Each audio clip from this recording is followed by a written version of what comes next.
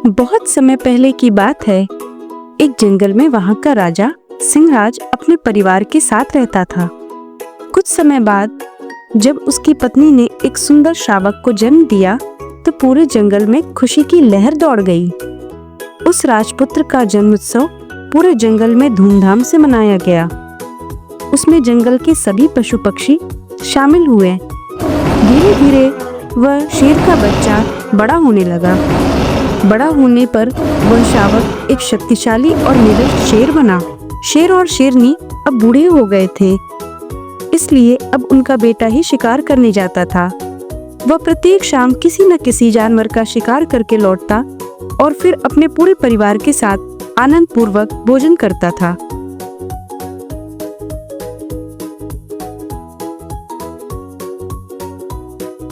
एक दिन जंगल में शिकार तलाशते समय शेर की मुलाकात एक सियार से हुई। शेर से मिलकर चतुर सियार सोचने लगा, अगर मैं शेर का विश्वास जीत लूं तो मुझे कभी भूखा नहीं रहना पड़ेगा। मैं तो हूं भी छोटा सा और मैं उसका छोड़ा हुआ मांस भी खाकर मजे में रह सकता हूं। यह सोचकर सियार ने शेर को प्रणाम किया। फिर उसने उसका दास बनने की इच्छा व्यक्त की। शेर को उसे अपना दास बनाने में कोई बुराई नहीं लगी, इसलिए उसने सियार को साथ रहने के लिए अनुमति दे दी। वह सियार हर समय शेर के साथ ही रहने लगा और रात होने पर उसकी गुफा में ही सो जाता था।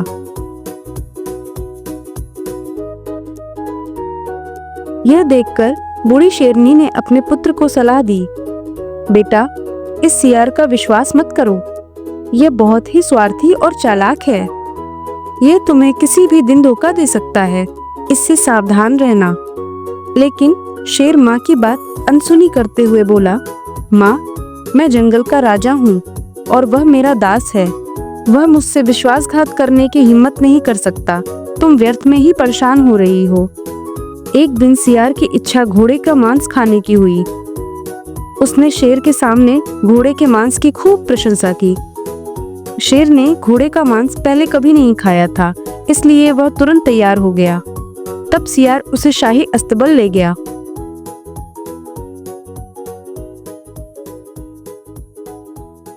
सियार यह बात जानता था कि अस्तबल में राजा के सैनिक पहरा दे रहे होंगे, इसलिए वह अंदर नहीं गया। शेर अकेले ही अंदर घुसा और एक घोड़े को मारकर ले आया। घोड़े का मांस का स्वाद उसे बहुत अच्छा लगा। थोड़ा सा मांस वह अपने माता पिता के लिए भी घर ले गया। घोड़े का मांस का स्वाद उसे इतना अच्छा लगा कि वह दूसरे दिन शाही अस्तबल जा पहुंचा। इस बार सैनिक पूरी तैयारी में थे। जैसे ही शेर ने शिकार के लिए घोड़े को पकड़ा, वह जोर से हिलाने लगा। तभी सैनिक शेर को घेर लिए और उसे खूब मारा। शेर दर्द से कराह उठा। शेर की कराह सुनकर बाहर खड़ा सियार समझ गया कि शेर घायल हो चुका है। वह अपनी जान बचाने के लिए तुरंत जंगल की ओर भाग गया। उधर शेर किसी भी तरह अस्तबल से निकलकर अपनी गुफा में पहुंचा।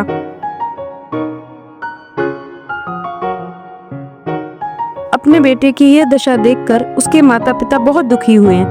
फिर उसकी माँ बोली, मैंने तुम्हें समझाया था कि सियार की दोस्ती विश्वास योग्य नहीं है, परंतु तुमने मेरी बात नहीं मानी।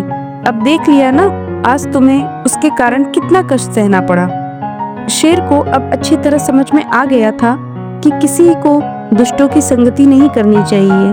तो बच्चों, हमने आज इस कहानी से क्या सीखा कि दोस्त हमें बहुत ही सोच समझ कर चुनना चाहिए, जो हमारे बुरे वक्त में हमारा साथ दे और हमें अच्छी सलाह दे और हमें बुरे काम करने से बचाएं। दोस्तों, बहुत मेहनत के साथ हम आपके लिए वीडियोस लाते हैं, तो जल्दी से सब्सक्राइब कर दीजिए और लाइक कर दीजिए। और ये कहानी कैसी लगी आप कमेंट करके जरूर बताइएगा। मिलते हैं अपनी नेक्स्ट वीडियो में।